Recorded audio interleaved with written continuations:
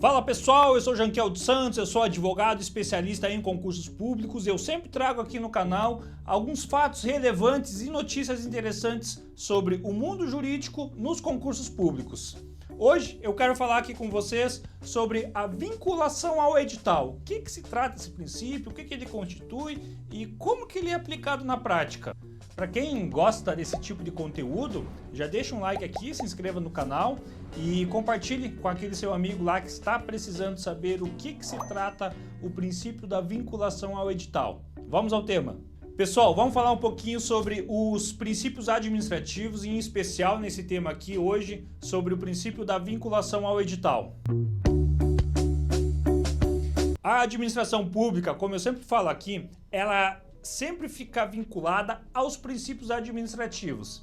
Existe um rol taxativo no artigo 37 da Constituição Federal que trata sobre os princípios específicos. Lá nós temos a legalidade, impessoalidade, moralidade, publicidade, eficiência, enfim, é um rol ali, mas existem, além daqueles lá, existem outros muitos princípios que tratam no mundo do direito administrativo.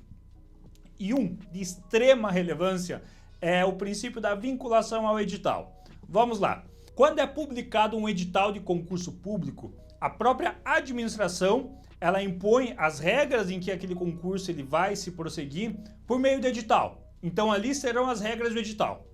O candidato, por sua vez, quando ele for se inscrever naquele concurso em que ele queira participar, ele tem que estar ciente de que o que vai valer são as regras que estão no edital. O edital em si, ele vai valer como que se fosse a regra do jogo. É ele que vai ditar as cartas na mesa de como que aquele concurso ele vai prosseguir. Ou seja, a administração pública, ela fica vinculada aos próprios termos que ela mesma dispôs no edital e o candidato, por sua vez, no momento em que ele opta por fazer a inscrição, ele também se vincula àquilo lá. Então ninguém pode fugir do que está vinculado às regras impostas em edital.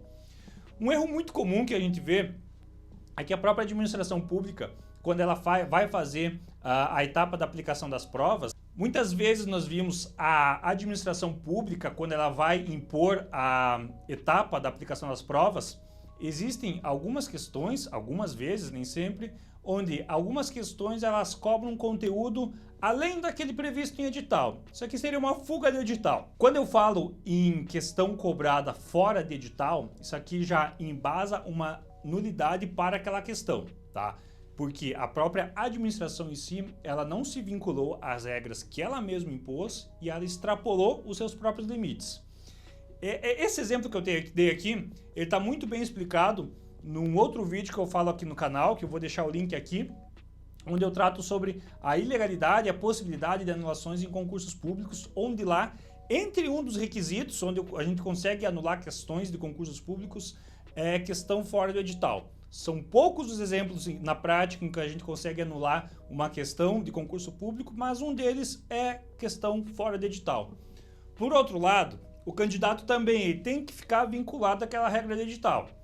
O que eu posso deixar de dica para vocês? Tem muito candidato que não lê o edital por completo. De fato, o edital ele é chato, ele é muito grande. Mas é de extrema relevância você ler, reler e saber mais ou menos tudo o que a banca vai cobrar em cada uma das suas etapas. O edital, se você for pegar um contexto inteiro, ele demonstra ser um documento muito grande, mas se você dividir ele por pontos, por aspectos, ele fica uma leitura bem simplificada. Primeiro ali ele vai dispor sobre a questão da própria abertura do concurso, ele vai dispor qual que é o cargo ou os cargos que ele vai estar dispondo ali. Em seguida ele vai tratar sobre como que é a forma de inscrição, como é que o candidato vai fazer a inscrição. Depois o edital ele dispõe sobre as vagas especiais, né, que é para os cotistas, candidatos PCD. Também vai dispor sobre algumas outras regras ali. Ele dispõe também sobre como é que vai ser aplicada as provas, se vai ter prova objetiva, se vai ter a discursiva, as demais etapas, enfim. Ali ele vai colocar as regras de como que vai tratar cada uma das etapas do concurso. E por fim, ele vai trazer o conteúdo programático, sobre o que ele vai cobrar nessas etapas aí das provas. Então, o edital em si muitas vezes pode ser um conteúdo grande e denso, mas se você fizer uma leve divisão, a própria leitura dele, ela fica muito facilitada, fica muito fácil de compreender. Então, uma dica aqui é para o candidato, ele ler sempre quais que são as regras do edital, porque é ali que ele vai saber como se vincular para não cometer nenhum furo. É muito importante o candidato sempre saber quais que são aquelas regras que foram impostas em edital para ele não dar nenhum furo, não cometer nada que extrapole também quanto a essas regras. São regras de inscrição, às vezes limite de idade, né? Enfim, muitos pontos que é muito específico cada um em si, então o candidato ele tem que estar totalmente ciente do que a banca organizadora, o que o órgão da administração pública ela está cobrando, vai cobrar naquele edital lá, para você se vincular a ele e saber se você pode participar e como que você poderá participar de todas essas etapas. Então isso aqui seria basicamente a vinculação às regras do edital.